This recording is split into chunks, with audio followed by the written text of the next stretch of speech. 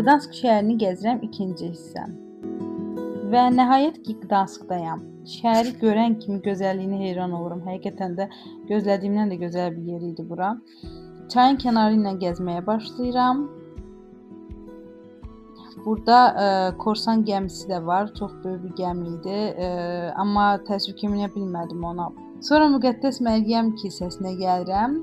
Kilsə həqiqətən də çox böyük idi. İçəri girəndə ilk diqqətimi çəkən şey isə hər tərəfin ayrıca bir sənət əsəri kimi olması idi. İstər divardakı naxışlar olsun, heykəllər və hər bir detalı çox maraqlı idi. Hansı tərəfə baxırdımsa, başqa bir gözəlliyi çıxırdı qabağıma. Sonra isə şəhərə ən hündür nöqtədən baxmaq üçün Gdansk şəhər qülləsinə gəlirəm. Buranın aşağı hissəsi muzey idi. Ora çıxmaq üçün dar pilləkənlər var. Orayla çıxsan çox dar idi və uzun idi. Muzeydə Gdanskın tarixi, məşhur şəxsiyyətləri və şəhərin keçmişi haqqında maraqlı məlumatlar var idi. Amma yuxarı çatanda isə o pilləkənlərdəki yorğunluğum yaddan çıxdı və buradan Gdansk tamamilə başqa cür görünürdü. Rəngli evlər, kilsələr, hamısı maraqlı idi. Sonra isə aşağı düşüb həmin mənzərəni şəhərdə gəzərək izlədim. Küçələr insanlarla dolu idi, hər tərəfdə turistlər var idi. Yəni şəhər çox canlı idi.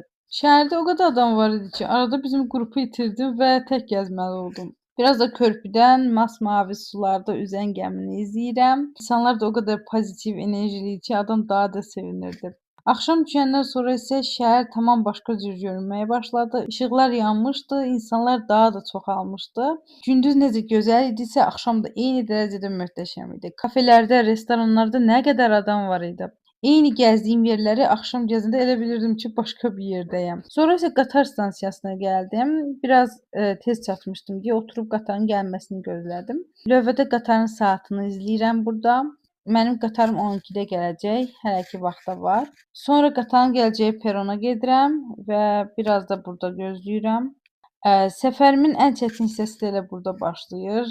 Çünki dönüş biletini gec almışdım. Ona görə də bütün yerlər artıq dolmuşdu. Yəni həyatımda ilk dəfə idi ki, qatarda öz yerim olmurdu. Məcbur qalıb giriş tərəfdə boş bir yerdə oturdum. Yaxşı ki, sonra başqa vaqonda boş yer tapdım və gedib orada oturdum. Oturan kimi də gözlərim bağlandı istər-istəməz. O qədər yorulmuşdum ki, necə yuxuya getdiyimi heç özüm də bilmədim. Belə çox gözəl keçən Gdansk səyahətim bitir və səhər yenə də evə qayıdıram.